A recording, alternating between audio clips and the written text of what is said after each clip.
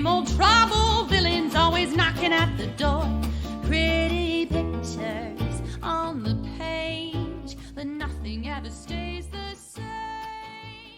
Thank you, Vandello, and welcome once again to Graphically Novel. My name is Josh Wasta, a.k.a. Fallout Fury, and with me... Did you notice how he just starts grinning when this happens? And looking at you. Yeah. On a scale of 1 to 10, how much do you want this season to be over? On the I'm going to be nice to you in the beginning of the show. I did 12. With me, as always, is my brightest day in blackest night. Oh. My Kilowog, my Ryan Reynolds. It's Bear. I mean, I'll take Kilowog and Ryan Reynolds, I Yeah, guess. no shit. We'll go with that. And with us, as usual, the lovely and talented, the Baronessa Arsenestro. The one we all fear. And controls our fear. Right? It's Ms. Jennifer Howland. Thank you. Wow, I think that's the best intro I've had all season. So we should just move this on a permanent basis to him making you the villain. I guess. At the I don't beginning of know. our show. It works for me.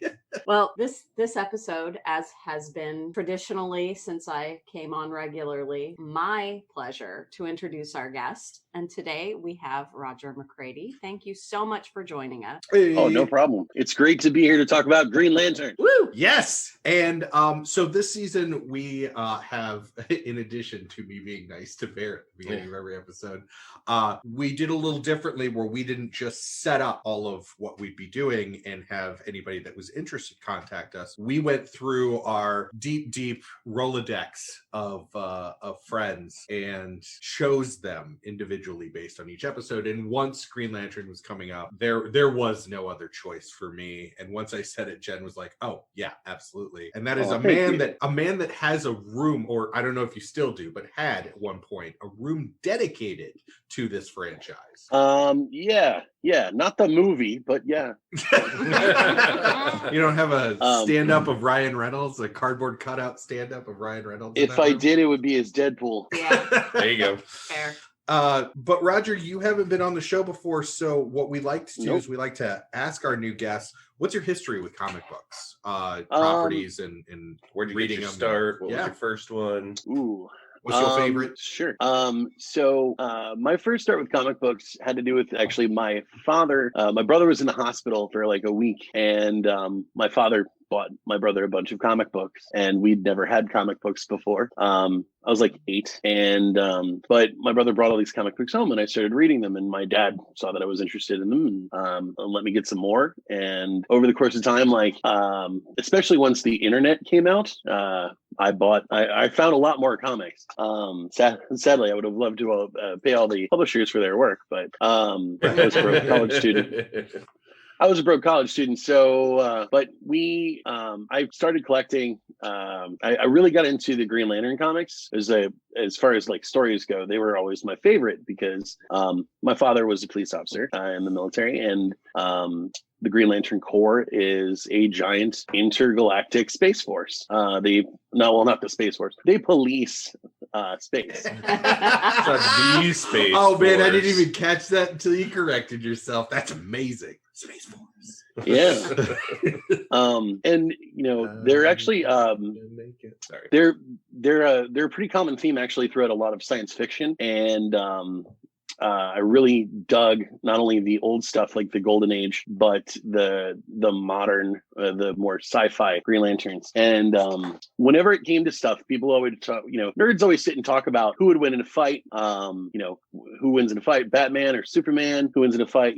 And so and so. And I always thought, well, if the idea and the core idea of Green Lantern is that this weapon, this ring that you're given with enough willpower and enough creativity, you can do anything. And that is a really huge theme in Green Lantern, and it's very true to my life, so I'm a big fan of it. Except if something is yellow.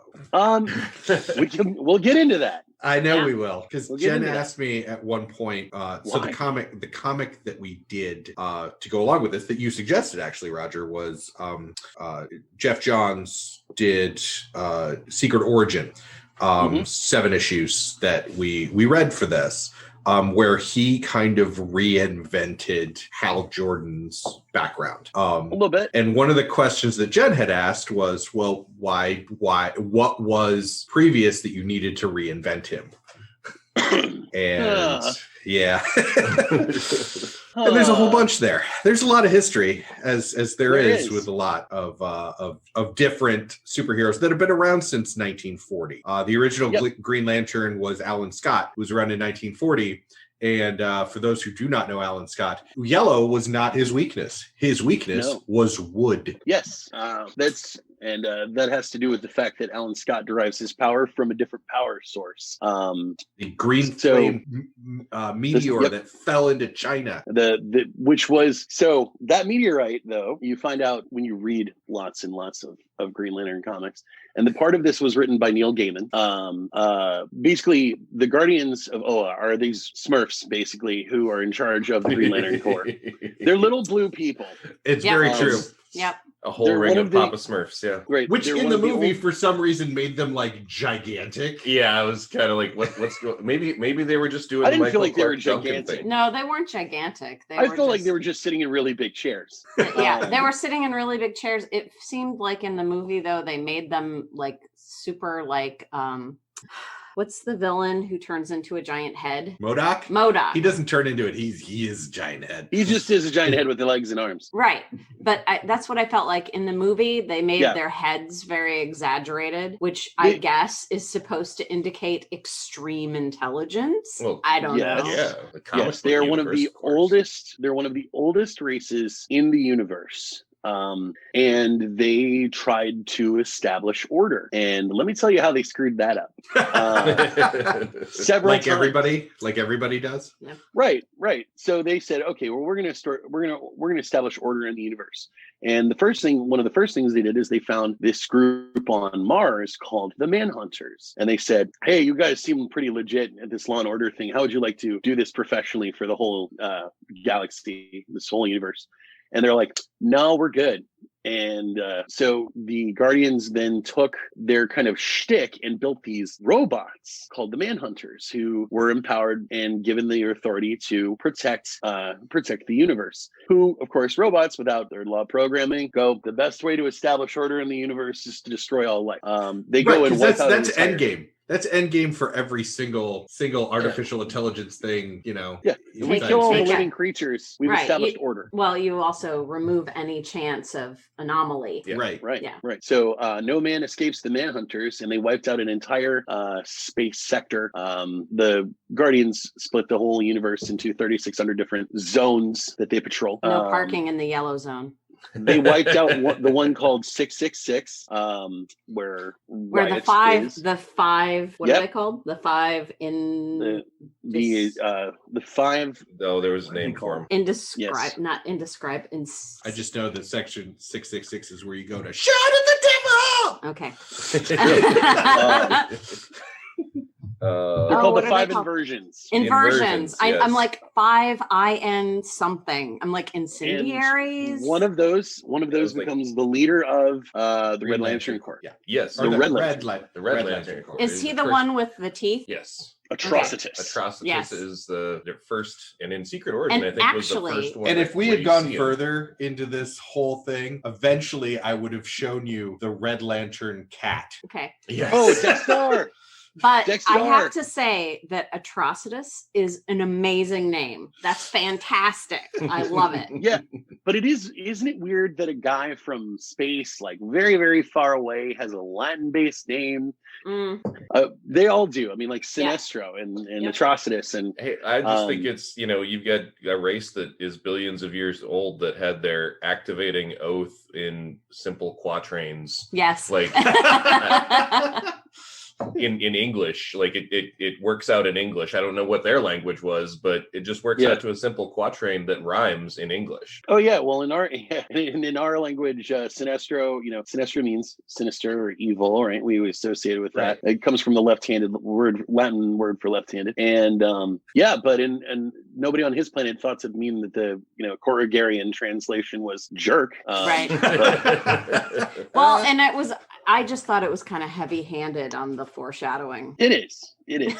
You think about it, his name was Atrocitus before everything went wrong, and before he was angry, and before he was a monster. Right. And you're like, and Sinestro was his name before he became a terrible. Sinister. Right. So one of the always sinister. One of the things that I wrote down while I was watching the Ryan Reynolds movie was actually that it wasn't nearly as bad as BVS or Justice League. Nope. Oh no.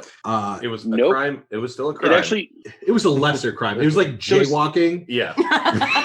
Whereas Man of Steel was like aggravated assault. Really? And then you go up I was to going to go with like murder second. Yeah, then you go up to Batman versus Superman was like the that's murder one serial killer that went across the DC. I feel like they did Green Lantern in 2011.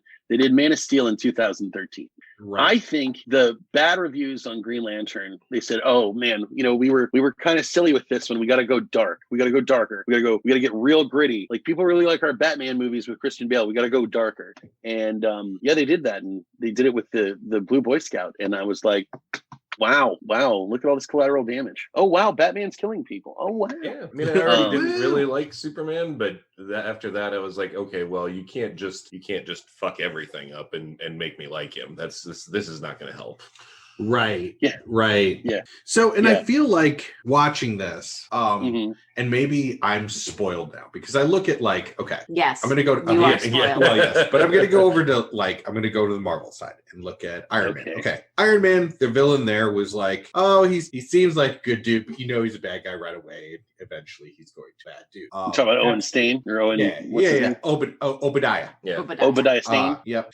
And then you have Captain America. Now, Captain America had, basically Red Skull, had giant Nazi dude, was his main villain, and Nazis. Okay, well, there's not a lot of redeeming to do with Nazis, but eventually you start to get these villains, by the time you get to before Black Panther, but Black Panther's the really awesome example of it. By the time that Michael B. Jordan becomes, now I'm blanking on his name, the villain in Black Panther. I'm just going to sit here and stare at No, you. not Killmonger. Killmonger. Thank you. I remembered it was a dumb name. Killmonger. Again, on the package. Right, yeah. Right. But by the time he becomes Killmonger, I mean, you have built in a background that you're like, oh, okay, I would not have followed the same path, but I understand the motivation. You have a very Magneto-esque type character. Magneto's a great example too. Right. But then you have even in the comic that we read, but in the movie, you have basically fuckboy gets psychic powers. He's already a fuckboy. I mean, he's even worse in the comic, but in the movie, he's just a nerd. Sniveling talking about nerd. Hector. Yeah, Hector. Well, but it's beyond that he's a sniveling nerd. He is a misogynistic sniveling nerd. Right. Yes. Right.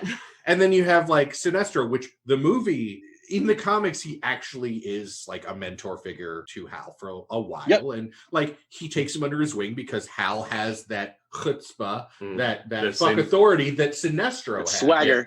And there's actually a connection. In the movie, they're like, oh, look at this plot development, all this background. From the fucking window. From the first time he shows up, you're going to know that motherfucker's going to be a villain. Yeah. I bet I can make this sheet into the garbage can farther than you can. Right. Yep. So I think one of the biggest problems with Green Lantern, the movie, is that they said, oh, what can we put in here? Oh, okay. Let's put in Hector Hammond. Let's change his background story though. Connect him to the main bad guy.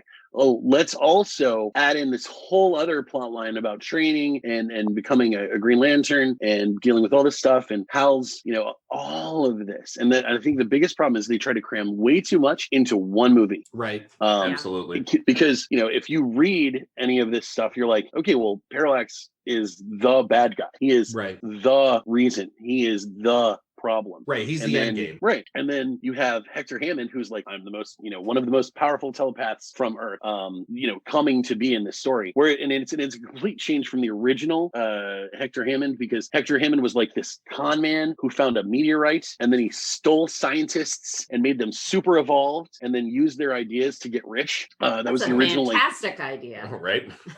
Right. And then so like he got beat by Green Lantern and he's like, oh, well, I'll just take the same meteorite and I'll make myself super evolved. And, you know, he becomes this giant head who can't move, much like except he doesn't have MODOK's chair or combat suit. So he's just like, I'm just a head, and if I move, I could die. If I move, I'm going to die. I always think of the MST3K movie that they did This Island Earth. They're like, may your forehead grow like the mighty oak. And the thing is like, if you look at this movie, you have amazing actors in almost every part. Yeah. Right? Yeah, absolutely. Like, you've got Peter Sarsgaard. I was going to say, they have a Skarsgård. They do. They have Peter Sarsgaard. They have, you know, Ryan Reynolds. When I first heard this movie was being made, I was like, Ryan Reynolds, isn't that the guy from Van Wilder? And and I said, I mean, Hal's a pretty serious character. How are they going to do that? And then I saw he did a remake of the Amityville Horror, and he had Josh Brolin's role and as the father of the family. And I was like, he's capable of being really serious. He can be a dramatic actor. And he must have thrown that out the window.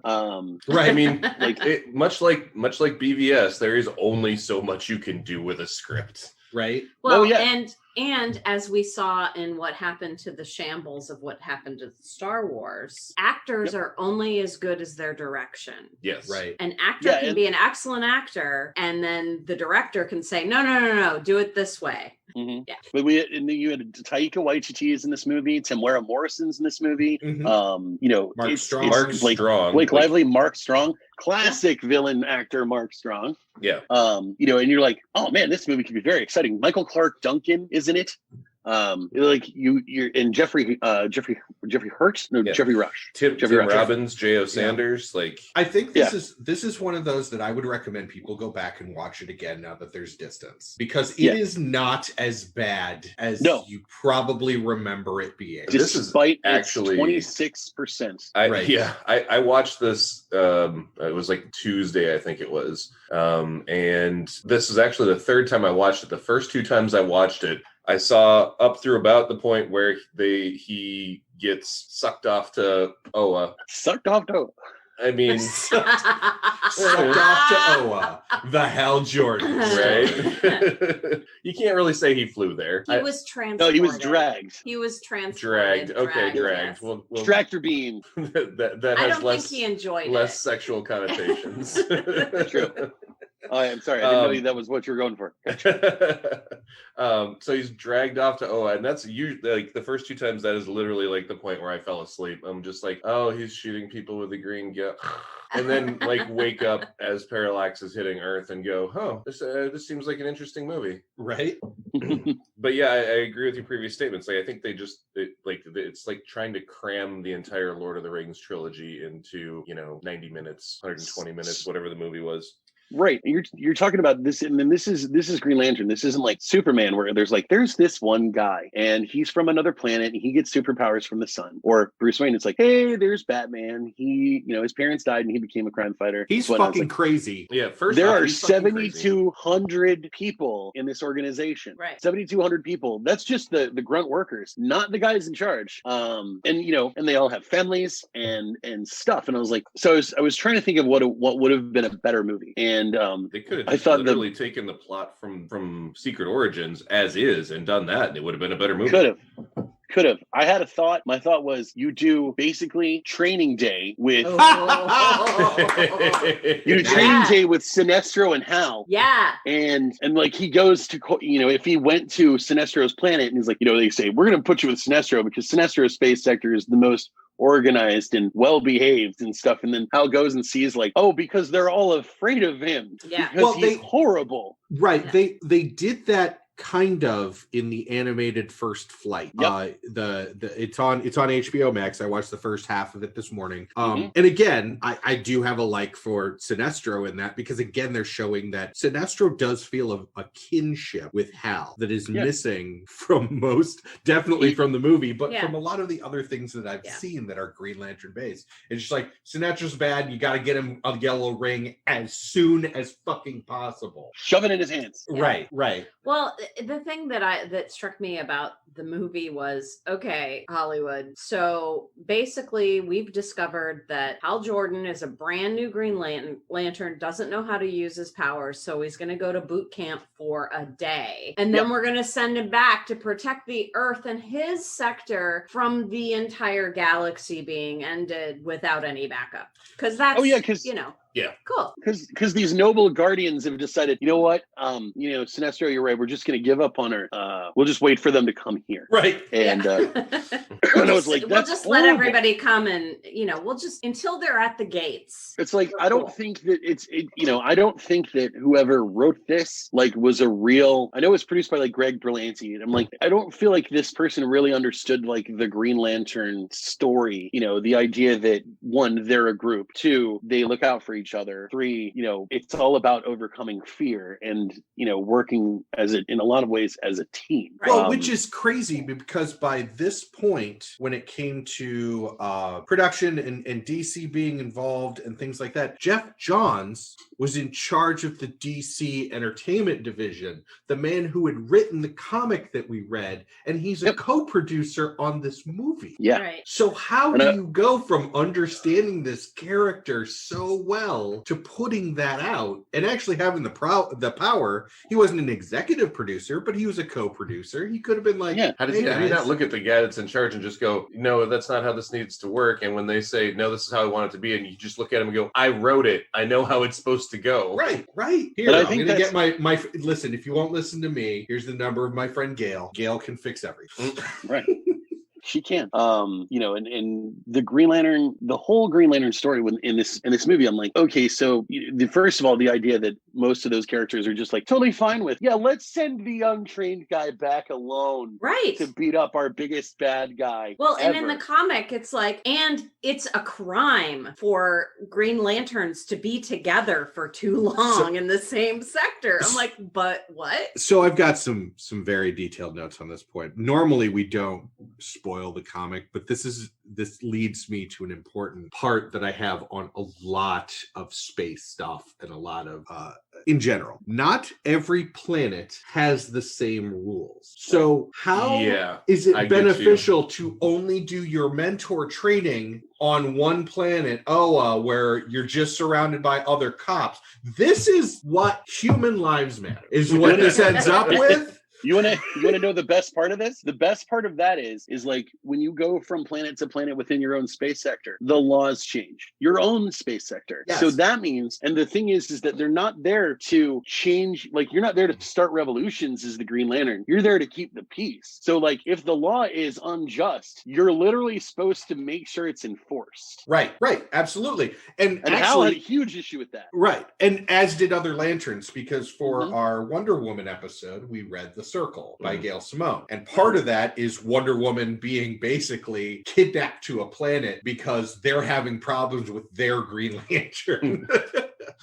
But I mean, but again, while reading that, I'm like, well, hold on a minute. If you're not supposed to fraternize with the other Lanterns outside of Oa, but they sent him back to Earth and everyone's like, oh, he's so underqualified. He's underqualified because you didn't train him enough on Oa. And what? It's like every police story ever. Yeah. Again, so Training Day is a great idea. Right. Absolutely. Yeah, it would have been a cool, I don't want to say buddy cop. I don't know if you guys know this, but they were originally talking about making a Green Lantern movie. The choice for Green Lantern was Jack Black. I am down. But it would have not been a movie, it wouldn't have been true to the comics. It would have been ridiculous. Right. I'm still down. Which I would have been fine with. I would have been fine with that. I don't know if I would have been more or less upset about this movie versus that movie, but I'd be like, this one's campy at least. Going through the comic books is when they say they're not supposed to fraternize, I was like, the guy from 2813 helps the guy from 2814 all the time back in the Silver Age. It's been that way. They come by and help each other when they need help. They're neighbors. Right. They give each other sugar. Requesting backup. Also, Sinestro and Al, the one who dies and gets Abin Sur. We're like best friends. They're besties because Abin Sur Well, they were trained him. mentor He's also- mentee. Yeah. But they Yeah. were only that at OA. Like they couldn't hook up for a drink at some point, and like basically, it's On like OA? you can never meet your coworkers anywhere but like X. Everybody planet. teleworks. But at the company mixer, you can Right. only go to the company mixer. That's the only time you can Right. meet Right. your coworkers. Right. Yeah. And you don't bother the boss. For fuck's sake, you do not talk to the bosses because the only time the bosses want you in their office, someone's getting fired. Yeah, that's right. But I mean, like, you know, if you wanted to make your first Green Lantern movie and your goal is to make a bunch more movies, if you wanted your own expanded universe, they just went too big. They went all in on everything. And I'm just like, there's too much going on. Why is Dr. Waller here? Why is Amanda Waller in this room? You know, Well, because like- it is a joy anytime Amanda Waller's on screen. She is one of It is. She is one of the people that, for some reason, even Superman is like, yeah, go fuck up Superman. But somebody in DC is like, you cannot and will not fuck up Amanda Waller. the only Because she person that shows- stands up, Go the ahead. only person that stands up to Waller is Batman Well, yes, I get that, but because he's crazy. right. And I get that in the continuity. What I'm saying is, no matter how bad a choice, like Val Kilmer was a Batman and it was horrible. There has been no instance of Amanda Waller in any of the DC movies that I've seen where I'm like, man, they fucked up Amanda Waller. Like, it could be a shit show like Suicide Squad. Suicide Squad was a shit show of a movie, but Amanda Waller was solid. Yeah.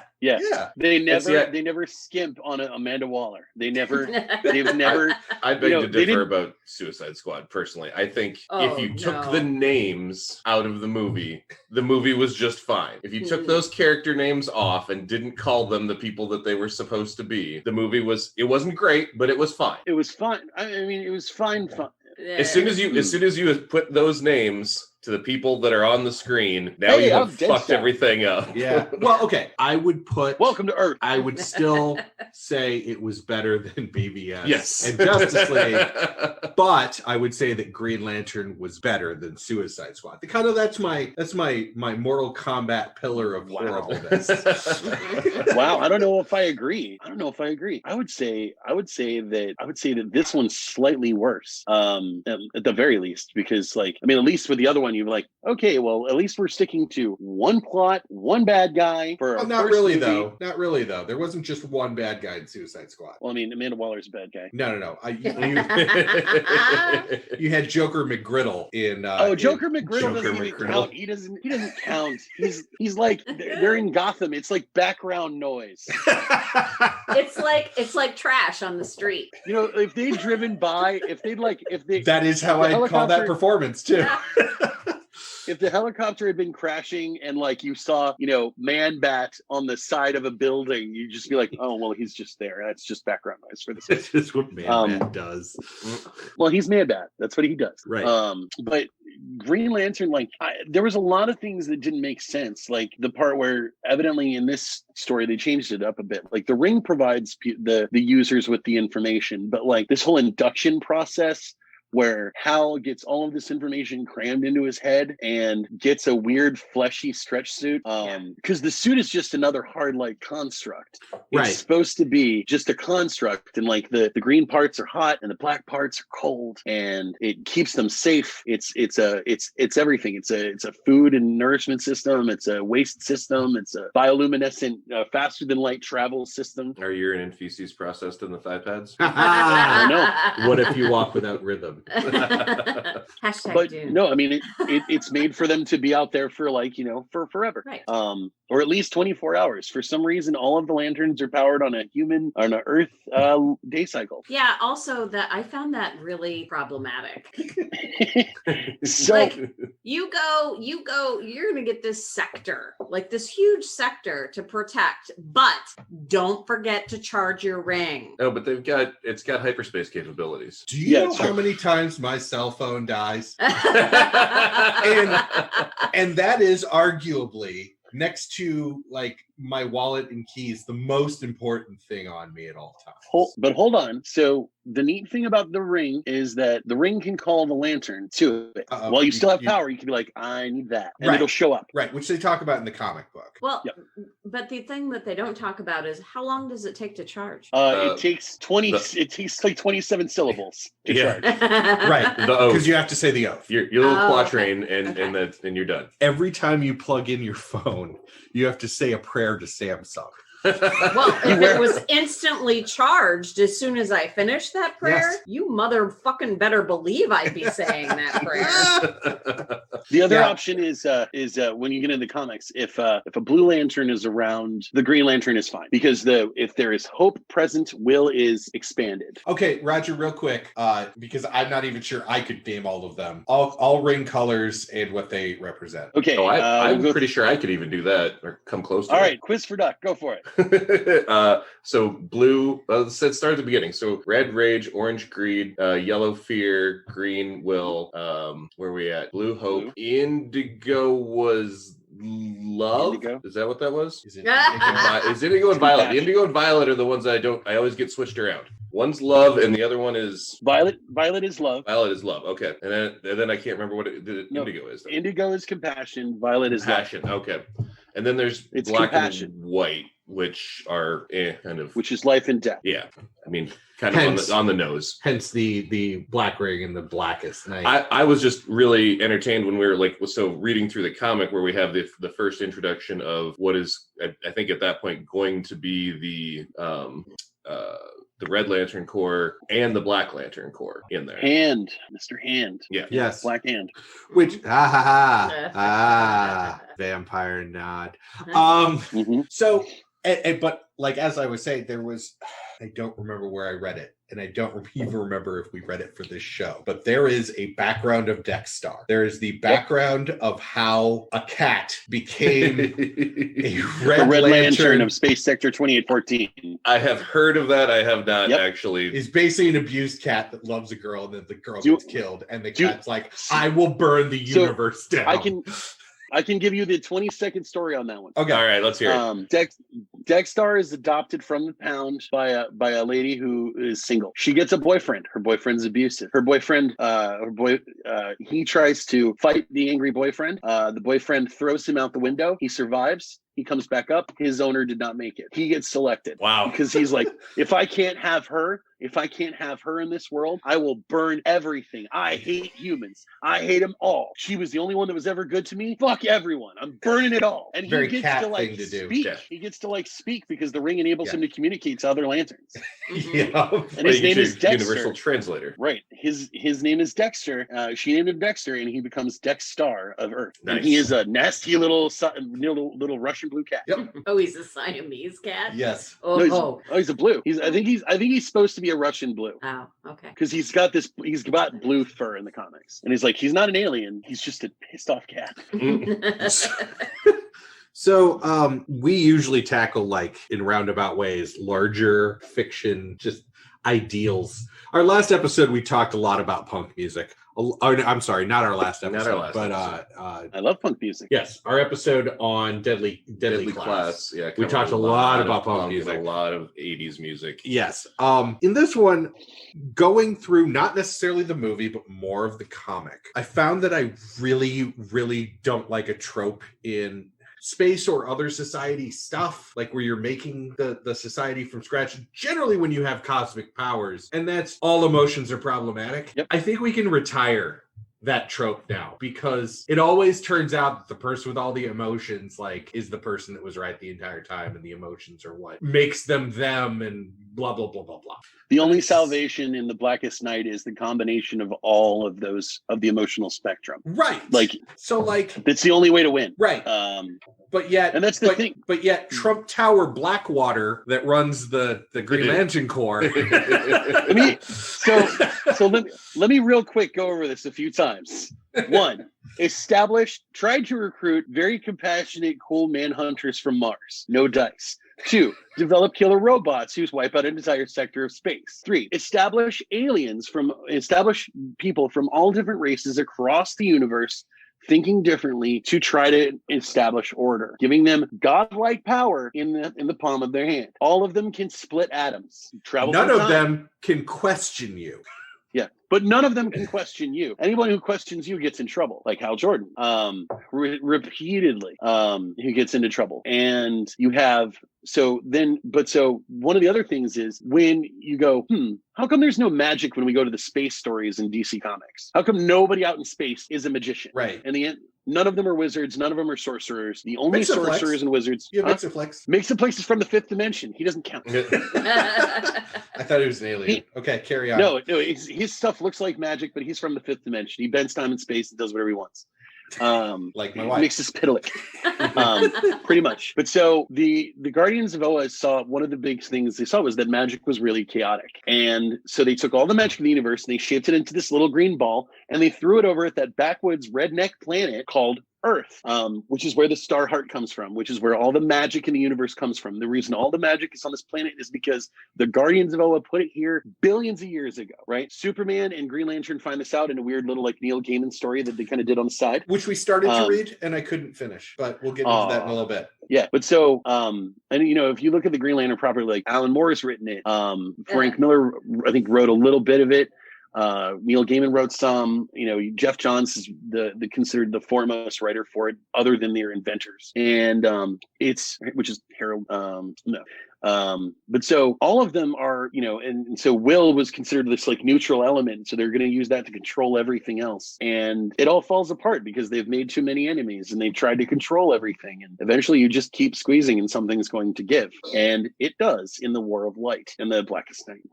Because, you know, Sinestro's like, well, I'll start my own corps with blackjack and hookers. And like you do. Right. And then they kick out two of the Guardians who basically disagreed with the rest of the crew. And they go find the Blue Lantern Corps. They start the Blue Lantern Corps. The Zamarons are actually they're the people who start the Violet Light. They're the females of the Guardian species. And they went and started their own. They went and started their own thing, and they were the Star Sapphires. And so they were historically all the bad people. All the Star Sapphire was Hal Jordan's nemesis, and it was also his girlfriend. So would you say that all of the Green Lantern stuff, because it seems to tie into a lot of the other stuff in the DC universe. So Green Lantern Corps is generally like the third rail of the DC universe. Like it's the one kind of tied in and powering everything. Because you never hear that like Krypton made magic on Earth, you know? No. But what you do here though is, you know, and I would say like, first of all, DC, generally if you say DC, there's the Holy Trinity, right? You've got Superman, right. Batman, Wonder Woman. Right. We've only covered one of them because we have no idea how to cover Batman or Superman. How do you cover those people? Yes. Right?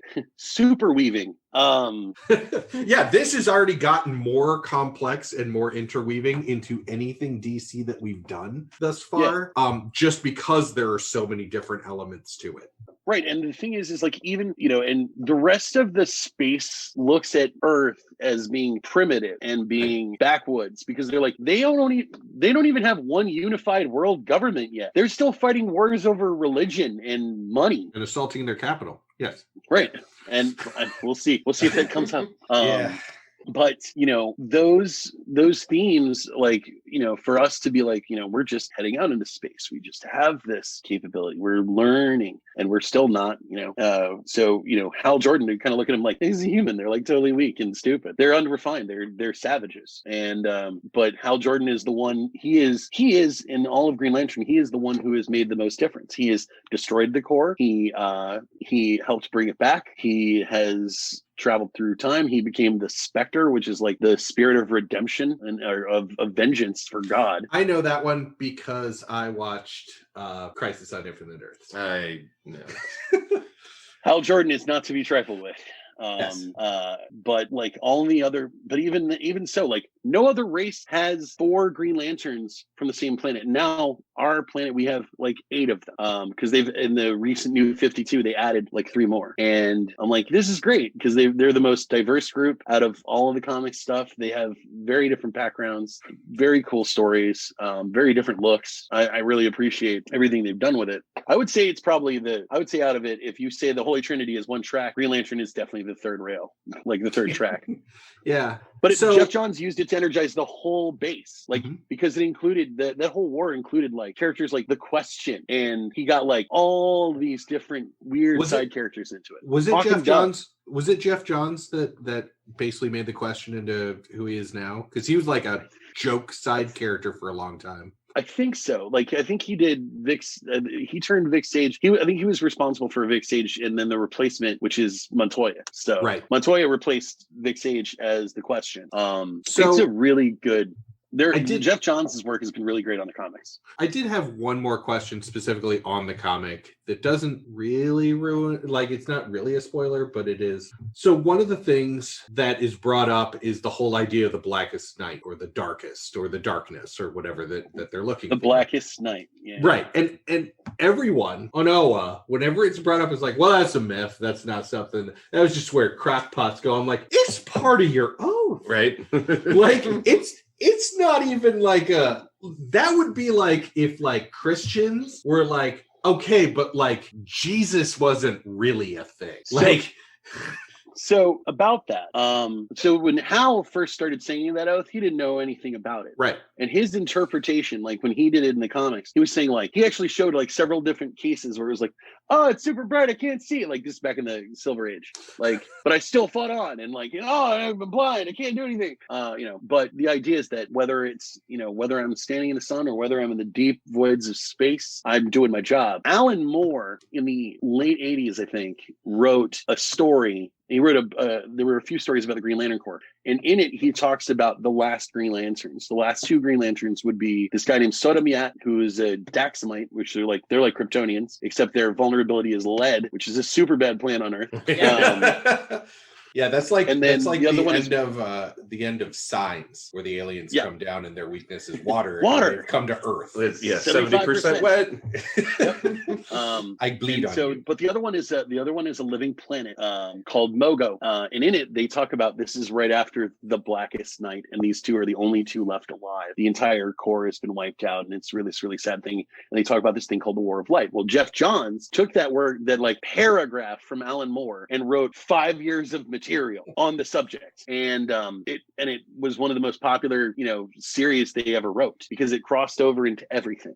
It was a really cool, I think it was a really cool story. I think maybe some people felt like they were putting it in everything and you could not avoid it. Well, that's what happens with Alan Moore. Alan Moore makes something and everyone's like, well, and this is the crazy Rasputin wizard said it, so yeah. We have had Jeff Johns like, we're running with it. Ship it out every door. Yeah, this show has had its run-ins with Alan Moore. Yeah. I almost feel like we did ourselves a disservice by not at least reading a little bit of Alan Moore Green Lantern. Like we could do more. I will say, when Roger did bring up the beginning of that plot, though, through my head, because my brain works like the old HBO series Dream On, where it's just a bunch of like flashes of GIFs and funny things. I hate that you call them GIFs. Whatever. I just got that. Forget that shit. Here comes Mogo. So here comes Mongo. Green Mogo Lantern candy. The Green Lanterns can be anything. Like there is a Green Lantern who is a sentient bacteria. His name is Lieselpon. There's a sentient algorithm. You could do. Bless you. You could honestly do the wait, don't tell me fucking quiz right now and do like only one of these is true, and I'll be like, all of those are false. Here we go. Ready? I'll give you a few. A squirrel. Saw the squirrel. A fly. Okay. A dog man. Okay. Is his name Jojo? No. And an equation. No, fuck that Is shit. only one of those? Are all four of those true? I'm gonna go with That's the fly is not true. Fly. They're all true. They're all true. Oh Jesus. But let's see. The badge buzzed. What was the third one I said? Gnort, and I forget the name of the equation, but he's definitely a character. This is, by the way, why Roger was chosen for the Green Lantern. No. They just This is exactly right. The sentient equation was just a little bit before its time. We call that Bitcoin now. It's cryptocurrency. Yeah, anyone who said, I don't need math is going to come and fuck you up.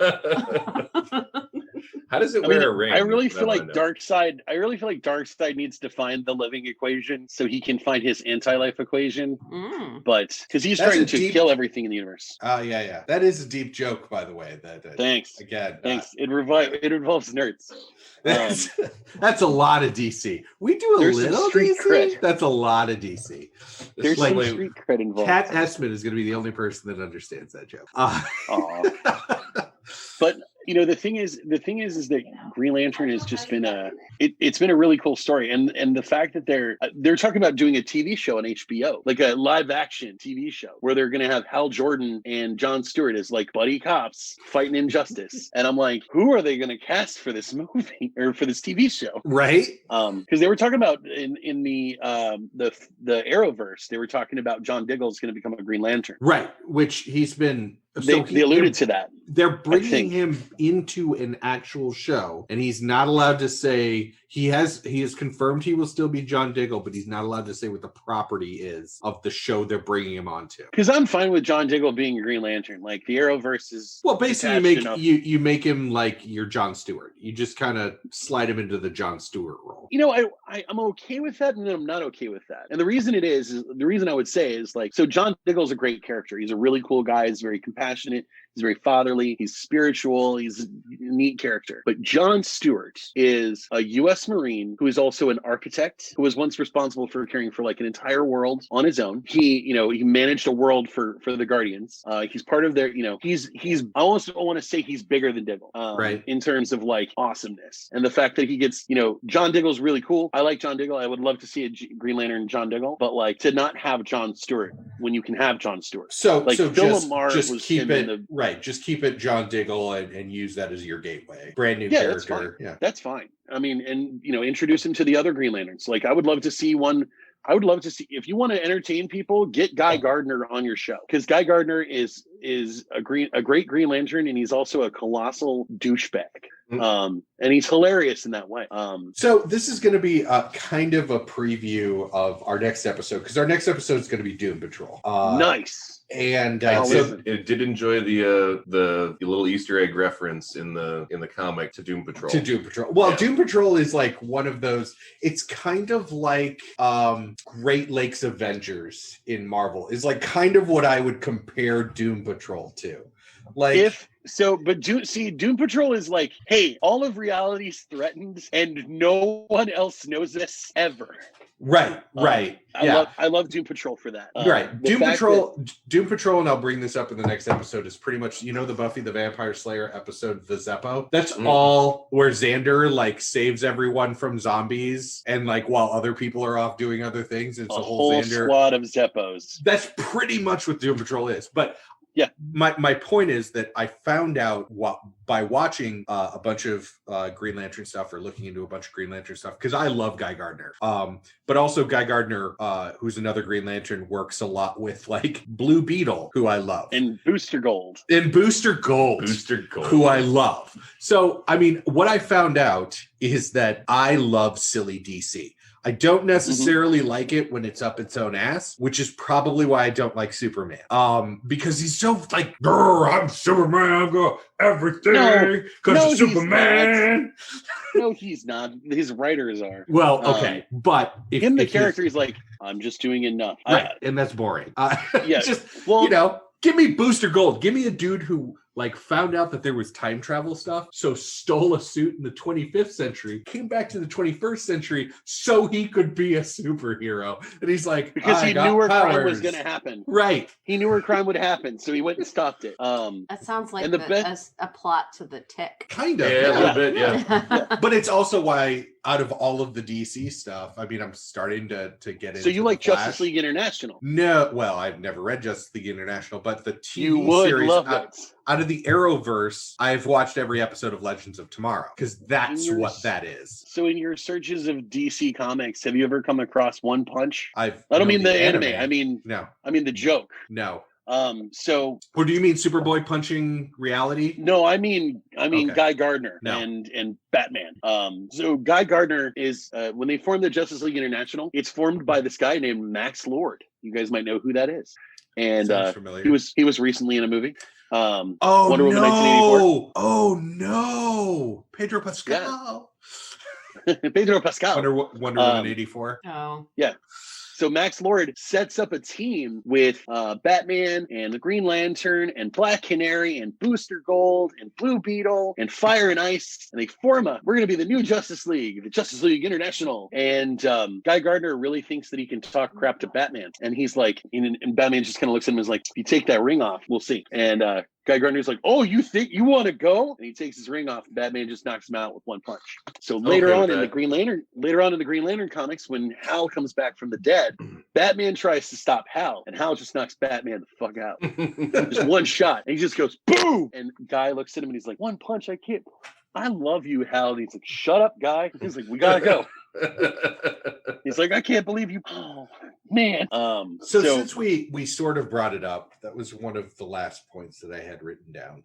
So as you brought it up, the Green Lantern movie on Rotten Tomatoes has a 28% score. 26. I thought it was only 22. No, 28. 26. Is it 26? Okay. I'm looking at it right now. Okay. What would you say without looking it up? What would you say Wonder Woman 84 is at right now? 12. I don't know. I really wanted to like that movie. I thought that was only like 30 something. Listen, everyone wanted to. Yeah, I wanted to like it too, but it's a hot dish of shit. To be honest, I enjoyed that movie. I don't think it was anywhere near as good as the first one. I did not enjoy that movie. I enjoyed it more than I enjoyed this Green Lantern movie. I actively hated the Wonder Woman 84 movie as it was. Are you a big happening Wonder in front Woman of me. fan? No, I really liked the first movie, but I didn't think that was really a Wonder Woman movie. It was kind of a buddy war movie. I thought that the first Wonder Woman movie was very much like Captain America: The First Avenger, except it took place in we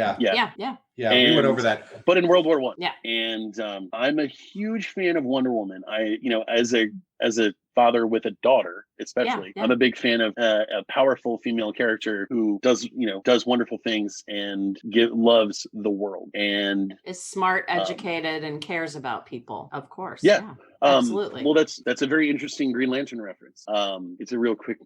Okay, focus. I felt that was very much a 1980s era Wonder Woman comic book that I watched.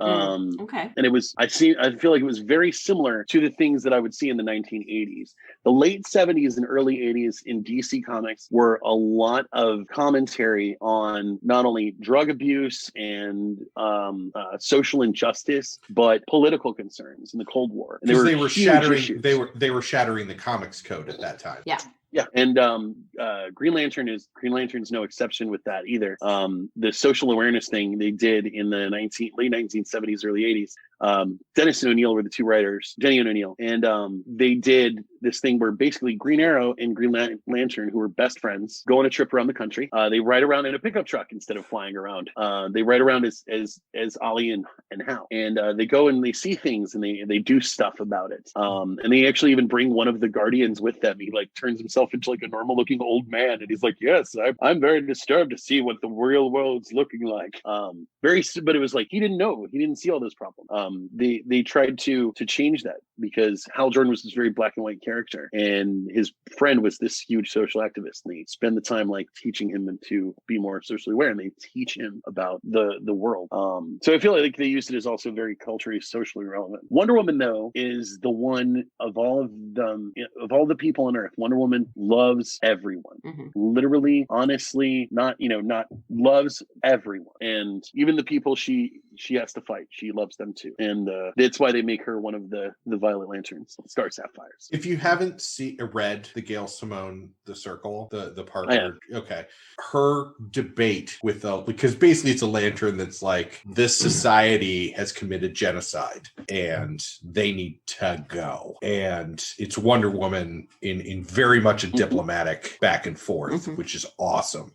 But that's the part of Wonder Woman that I liked. And again, as I talked about earlier, I love villains that are well. And I actually thought that Pablo Pascal, his rendition of Max Lords was very, very well done. Cheetah, on the other hand, like I didn't understand why she was a villain until she started like growing fur and fighting Diana. Like I understand the idea of I want to be better and I like this person. Oh, I am this person. That's great. No, you can't take that away. Like, because they never actually explain to her the ramifications of you need to give this up because X, you know? Because Diana will die. Well, they don't say, well, they never explain that part. They never, you know, and she's still, essentially, she's a good person. She's just, I'm sorry, she's just the nerd role in an 80s movie. Yeah. And those people are expendable. And so it also doesn't make any sense that eventually, you know, Max is like, oh yeah, I'll turn you into a cheetah person.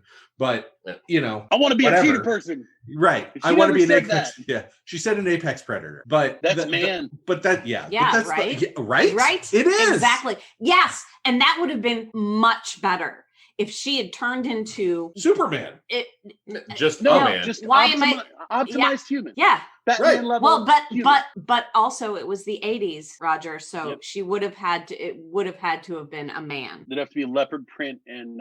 Yeah, you can wear leopard print as the nod. That's fine. But yeah, that was my problem with 84. I mean, it's also a very different origin story for Cheetah. So yeah. Well, and it also, from what I understand, the book that they bring out eventually to be like, this is the tribe of the Incas and like has all of these spells and stuff in it. Isn't that her origin? Wasn't that like the origin was like right there in the movie and they're like, ha ha, fuck they never you. They never, and maybe this is just an example of comics being historically a male dominated thing. I've never seen like a comic that's like, this is Cheetah's origin story. Like maybe there's like one issue of one comic where they talk about how she became the cheetah, but like usually when you see her in any animated property or comic, it's just like, hi, that's Cheetah. She hates Wonder Woman a lot. And you don't even know why. Right. But that's the thing and that goes back to they did more with, and I don't even remember what his supervillain name's supposed to be, but Hammond. They did more with Hammond in the Green Hector Lantern. Hammond just is Hector Hammond. Yeah. Oh, okay. Dr. Hammond. Yeah. Okay. He doesn't have a like big head Todd and the Monsters. No, if you go into the DC Encyclopedia, no, he is Hector Hammond. Okay. But they did more with him in the Green Lantern movie to explain at least, yes, he's a fuckboy. Yes, he's an asshole, but at least like that's something. I actually liked Kristen Wiig and her character all the way through to be like, I understand your motivations. I understand your motivations. I understand your motivations. Why are you a fucking what cat? the hell happened? Right. Why are you a fucking cat woman? Yada, yada, yada. I'm a cat now. But I'm a badass, I'm a badass, I'm a badass, I'm a badass, I'm a cat. Yeah. Wait, so, what? Right. Let me try to just because you guys are not DC people. I'm gonna or maybe Bears. I don't know. No. We've literally only done I think what y'all are marvelous. We try to split in as many DC as we do Marvel. All right. So what's your point, Roger? The easiest way for me to describe a Marvel equivalent is the Nova Corps. Okay, you got to understand a little backstory. We read the Cancerverse stuff. Oh God. For Guardians of the Galaxy. And the low point. I was entertained. The low point from most people was, what the fuck is Nova? This is bullshit. But so like Nova was a prominent character in the Marvel universe, not in the cinematic universe, but one Nova, right. The one that was singular. From our area. Richie. He's like Spider-Man's friend in the animated stuff, and he's in the comics. Really cool. But so that emotional spectrum, there's this neat thing when you try to look at characters that epitomize Jeff Johns was definitely behind this. At one point during the War of Light, Earth is blocked off from everything else. And Ganthet basically says, I've activated all of their rings from the emotional spectrum. We're going to recruit one person from this planet, from Earth, that best represents these emotions. The person who is the most hate, the person who is the most greed or avarice, the person who is the most obsessed with fear or the ability to instill fear, etc. And it's important to figure these out because you'd think one side would be all villains and one side would be all good guys, but it's not. For hate, they choose Mara, which is Aquaman's wife. She has such a grudge with the surface world. Which And makes so sense because it's Johnny Depp's ex-wife. Yeah, I was really not looking forward to her playing that character again. For avarice and greed, it's Lex Luthor. Yep. Because Lex Luthor is jealous of the most powerful man in the world. And even though he is one of the most powerful men in the world and the smartest man in the world, he's still jealous of Superman. Yeah. Fear the first choice would have been Batman, but Batman couldn't have a Yellow Lantern ring because they'd already selected him before, and they noticed that he'd actually worn a Green Lantern ring at one point, and they said no, he can't have it, and it flew away. So it was the Scarecrow, Jonathan Crane. Nice. And Ganthet chose himself for the Green Lantern Corps. For Hope, they chose Barry Allen. Nice. I'm okay with that. Okay. For Compassion, they chose Ray Palmer, which if you guys have not read a lot of DC, No, We know. Legends of Tomorrow okay, but and Arrow. But Thank you haven't you. read the part. You haven't read the part where like his ex-wife killed their best friend, and he forgave her, and he still goes and sees her in the nut house because she's a crazy lady, and he's coping with all this stuff. He is the representative of compassion. When in the Jen world. kills Bear, that will be me. Yeah. You really think Jen's gonna kill me? Yeah, no. I don't think that's how this is gonna work. No, I don't think so. It just And takes for her the- snapping for the- and making sure you're closer to her than I am. For the violet light of the emotional spectrum, for the Star Sapphires, they choose Wonder Woman because she literally does love everyone. Right. And so they team up with the leaders of all those corps, basically, and they all go whoop some glorious ass. And then you get into this whole thing with Swamp Thing because they're like, let's tie in more Alan Moore property. Right. Because that's what DC does. Well, no, But who he's one of doesn't the like Guardians. Swamp Thing? I love Swamp Thing. It's one of my favorite ones because of Alan Moore. You should go back and listen to our episode on Swamp Thing because I will. it was a lot. It was a lot because It we was a watched the lot. series too, Yeah. That was and the series started out very, very strong and ended very, very not. very, very, very not. But yeah, the Green Lantern Corps has spanned all of this stuff, and magic, whether it's the magic part with Alan Scott or whether it's the technology part from the sci-fi from the 60s on, it's been a really cool part of, for a lot of time it was kind of background noise, and then it became more and more popular, and and then a couple years ago I couldn't walk into a comic book store without seeing them, Right.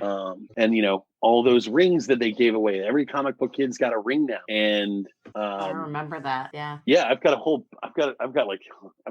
lot. I remember those. I remember the pictures back when before you had a daughter, you had an entire room. Yeah. This room is. I have now. What I have is we've isolated it to several library shelves, and I have this really cool. Megan got me this green wooden encase that's got all the really cool Oh, nice. stuff that I've got, like the lanterns and the rings, and I had the mask and bunch of different. I actually have rings that light up and rings that don't. And No metal judgment, jewelry man. and- We have 2 IKEA glass cases, one for each of us. Yes. And mine has all the Gambit and Rogue stuff, and hers has Death and The Endless. and yeah. I'm glad you prefaced yours with no judgment. You said Gambit. Don't start with me. Don't start with me. Yeah. Please don't. Please don't. I won't. No, the thing is I really like Gambit. It's just people are like, oh, he's so powerful. I'm like, all right. My Sure. problem that most people have when it comes to comic books is if a writer is given a character that they are not invested in or do not fully understand, they will always become problematic. And it's very easy to make them so. That's absolutely true. Yeah, you can give somebody Hulk, and Hulk all of a sudden is raping people, which happens in a couple of different, you could give somebody Gambit and he becomes super problematic because he's this charming, basically douchebag. He's a con man. Right. That's all right, Dash. Yeah. Yeah, right. Yeah. But you give but there are I've read good examples and bad of that. stuff with Gambit. Yeah, and I've you can read a read good about Green Lantern stuff too. Right. One of the things that I was going to make sure I pointed out to you guys though is at one point, even as you talk about a villain story, in the way that things go good and bad. Hal Jordan one time freaked out so much that he basically destroyed the entire core. He went nuts. Wasn't that the parallax thing? Yes. Okay. Later they called it the parallax thing, but at the time it was just like, I'm so overwhelmed at grief. They've destroyed my hometown. Cyborg, Superman, and Mongol, they destroyed my hometown. I'm going to try to bring my hometown back with Ring. You need more power. Okay, I'm going to kill all my friends to get it. I'm going to kill everybody in the line. I'm going to go to Oa, steal the main power battery, and bring my home back. And he fights everybody he knows, all of his friends along the way, kills up most of them, fights Sinestro, takes the power battery for himself, becomes Parallax. Nice. Then dies reigniting the sun, doing the right thing. It's a I like long that story. Yeah. I like that story. But no, there's this. If you look up the image, Hal Jordan bling. There's this image where he's looking like insane, and he's got 12 rings on his fingers, like just like smiling, and because he's like, I'm gonna have enough power. I'm gonna have enough power. But he's just literally, you realize he's killing his friends and leaving them adrift on his way to Oa. You're like, holy crap! Oh my god, he killed all his friends. And then it's just the when you talk about power, like we were saying, Gambit's power. So it's the most powerful weapon in the universe. You can do whatever is in your mind. When Kyle Rayner was the Green Lantern, he literally brought an entire race of people back from the dead. They can travel through time. Jean Grey could use that. Yeah, right. They brought people back from the dead. They created they basically brought back one guy brought back the entire Green Lantern power battery in Oa. He rebuilt the whole thing. But I don't care how strong you are with your green ring, you can't give Cyclops a personality. Well, I mean, I didn't say it was. Nothing can. I didn't say it was all powerful. I said it was the most powerful. You got to keep it DC. Superman. Okay, Yeah. fine. Superman. Hey, you know what? Superman's got a personality. But even Superman fears the Green Lanterns because Batman decided to teach Hal Jordan the radioactive frequency of kryptonite, and Hal Jordan could just be like, "I made construct kryptonite," and Superman just goes, "I'm taking a nap." Poke, poke, poke. Yeah. Yeah. Hal Jordan literally beat the entire Justice League by himself. So, Roger, normally the question at the end of an episode for my co-host is, will you keep reading? But for guests, I'm coming up with different questions because obviously they have. Mm-hmm. Or if they haven't, I ask them, will they keep reading? Obviously, you have read a bunch. Outside of Secret Origin, if somebody reads Secret Origin and is like, I'm super interested in this, what is the next graphic novel you recommend to them? What's the next storyline they should read? Hold on one sec. If you want to continue the story the way that they were going? No, I mean, if they're like, oh, I'm interested, what is the creme de la creme if you have an understanding of Green Lantern that they should then read? I don't recommend that people go back to the 60s. We have found that out. Yeah. Through many franchises. Yep. The Blackest Night, if you've got an understanding of how the cores work, the Sinestro Core War was a really good one. And then the other one I would say is the Blackest Night, Brightest Day. If you want to go back to, my favorite is the Dennis and O'Neill stuff from the late 70s, early 80s, the social activism kind of thing, where they travel the world, but it's a Green Lantern, Green Arrow comic. If you're seeing pure Green Lantern, I'm just saying if they enjoy the character. If you enjoy the character Hal Jordan, then I would say go read Blackest Night, Brightest Day, or read Rebirth. Actually, Rebirth would be a great one for you to go to. There's so many. If you really, if you're if you're talking about like 52 forward, just start at the beginning. 52 forward, start at the beginning. If you're doing the War of Light, do the whole Blackest Night, Brightest Day, which is evidently $300 to buy the whole set. Well, Comixology is also a thing now. So Comixology is also a thing. I'm a huge fan of the emotional spectrum stuff, understanding the depth of characters and understanding that characters, like at the core, Batman is a fear guy, and he's to afraid. have that said unequivocally by him being selected is not only do I think it was something that he wasn't ready to deal with, I think it's something that the readers were like, oh shit. Batman's not such a great guy. So, Jen, will you continue being interested in reading Green Lantern comics? Well, I want to finish the Neil Gaiman one. Okay. That you could not. The Secret of the Green Flame? Yeah. Because I got as far as because I didn't pick it up because I got to Dead Man. And okay. This is the story. I read all of my comics on my tablet. I like reading them electronically. Josh didn't put that one on my tablet, so I didn't have access to it until Bear brought our physical copy here today. Because that's one of the few things that I actually prefer hard Right. Which I found a physical copy that a library was getting rid of. It's an out of print book. So I started reading it like really right before we sat down. And I didn't get very far. So I will, it's not that big. I will finish it. It's not a big book. I will finish it. There's more text probably in the introduction than there is in the comic. Okay. And the introduction was actually not included in the comic file. Okay. And when I sat down and started talking to Bear and saying, I got to this point. Bear's like, there's an entire introduction from Neil explaining basically that he purposefully went and pulled all of these and they're characters that he loves. Yeah. So he pulls out Dead Man and he pulls out the Phantom Stranger and he uses them in there. And I'm just like, okay, well, this should be entertaining. I've never even heard of these characters. And now it makes me want to go find Phantom Stranger stuff, So Bear. Oh, okay. So Jen. Yes, I will continue reading because I want to finish this comic. That one. Yeah. Bear?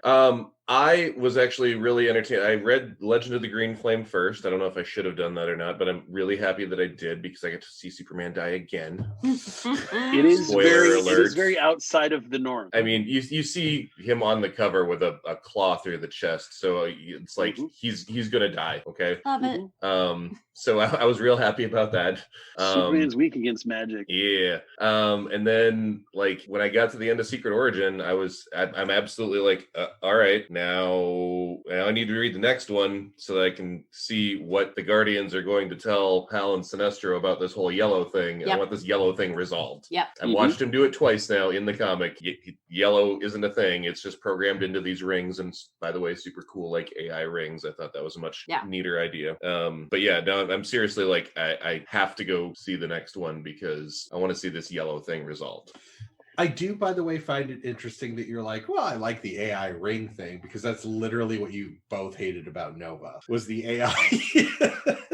There was so much more there. Yeah. There's a lot to unpack about Nova. I see. I also have discussed Nova.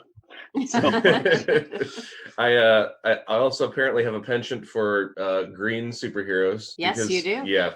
I mean, Hulk is my thing. I kind of fell in love with Swamp Thing after reading that stuff. I've always kind of enjoyed Green Lantern, especially once I discovered that there were other lanterns. Apparently I'm a green superhero kind of guy. So when it comes to me, I will not read the next one in this series, but because again, it's the seriousness that Hal has. He's flippant, but he's not quite enough. For my you taste, specifically. Right, for me specifically, which is why International. Okay, I will check out Justice League International, but I think I'm going to go and find this series that has Ollie and Hal, that has Green Arrow and Green Lantern, because I feel like Ollie will pull out a lot of that in Hal, and I like the idea of them being friends and just going on a road trip. One of the first scenes in that, and I don't feel like this is going to spoil it for you because it's a meme all over the internet. Is this older African American gentleman looks at Hal Jordan, and because Ollie brought him there, and he says,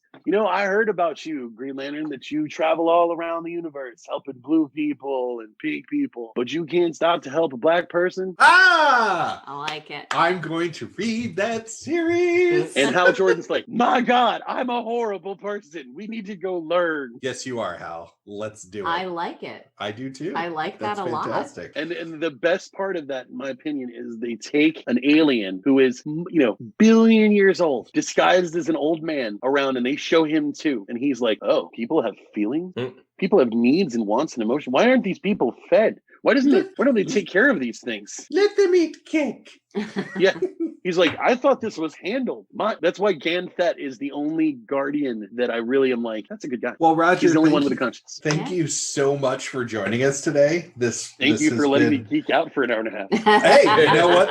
That's awesome. That's what we're here to do for our friends. Appreciate you. Do you have anything else that you want to leave our listeners with? Anything you want to pimp? You get any? No, you do have things that you want to share. In fact, because there is another love that you have that has. It doesn't have to do with. Yes. There you go. They can go check out Pangolin Prop Works on Facebook. How do you spell that? Pangolin Prop Works. There you go. Awesome. Pangolin, like the endangered species.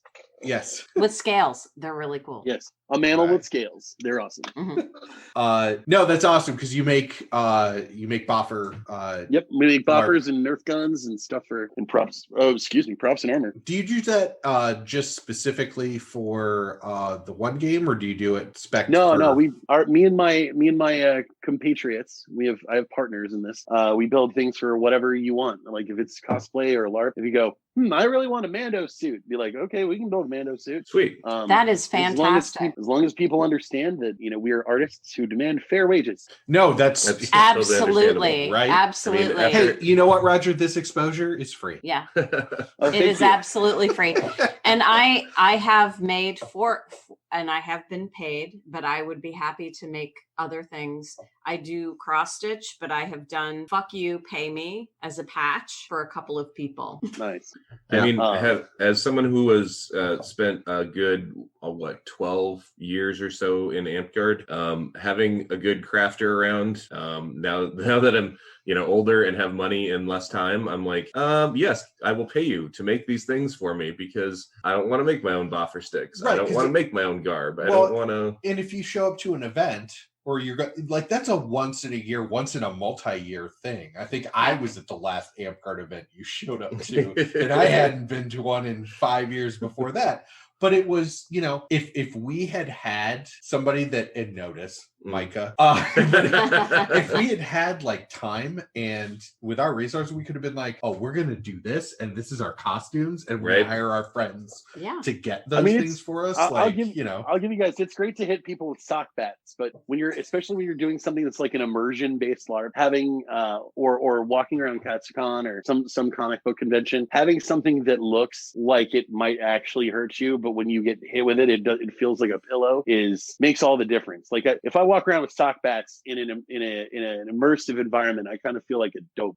So I need like something that looks like a real sword, or at least close to it. Understandable. Yeah, I need more superheroes that are middle-aged, sort of chubby dudes. Right. That's what I need. Well, Jack Black should be a Green Lantern. I'm down with this. Just remember that anyone can be chosen to be a Green Lantern. All you have to do is have the ability to overcome great fear. Your powers are based on willpower. You don't actually have to be fit to do this job. You just got to be brave. Maybe I should do a Red Lantern costume I could and totally go with be social a Red justice. I could totally be a Red Lantern. I want to try to do one of the cool alien cosplays, and I might want to try to do. There's a great Blue Lantern called Saint Walker, and he's really cool. There's also an elephant kind of guy in there. He's like an elephant humanoid. It's crazy. Well, thank you again, Roger. This ending is turning into a Midwestern goodbye, and so it is. So it's okay. I'm Southern. It's the same way. We love you. Hopefully, we can have you back on. To be another one of our pocket DC experts. If you ever need DC nerds, I'm around. Yeah. Well, I'll get you and Kat on one, and then we won't have to do anything. We'll just sit back and let you guys talk. We're just gonna sit and drink and throw snide comments out. Yeah. That might be one we need to do video for then. Yeah.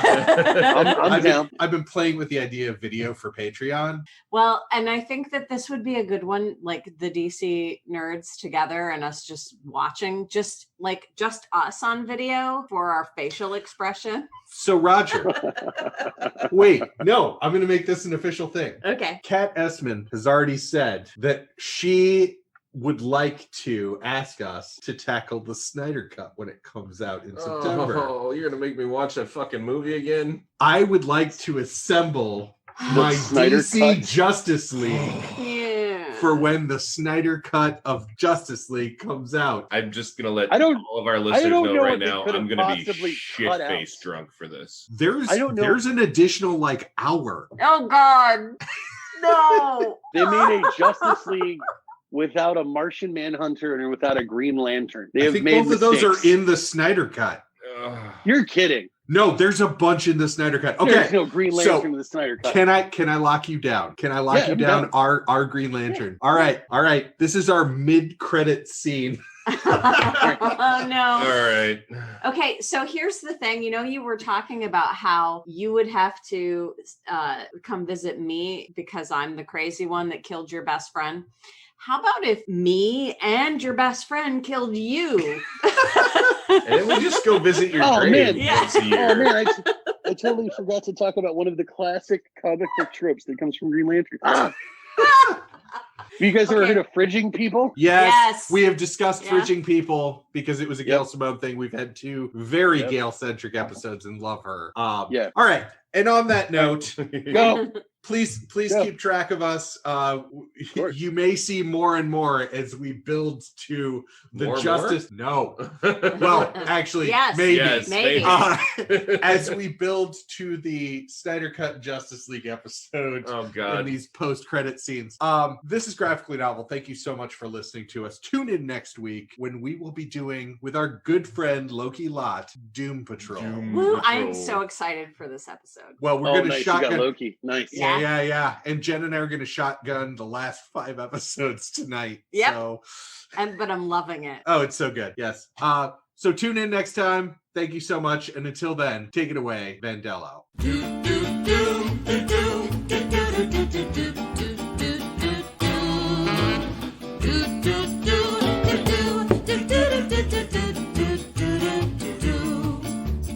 Come with me, I'll tell a story that you might have heard before.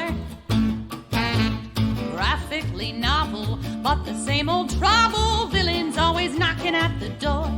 Pretty pictures on the page, but nothing ever stays the same. Do do do do do do do do do do do do do do do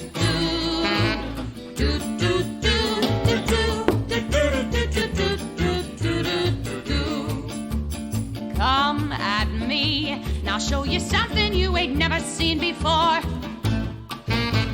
Right or wrong, or can't we all just get along? My mask is no different than yours. Pretty pictures on the screen, but nothing's ever as it seems.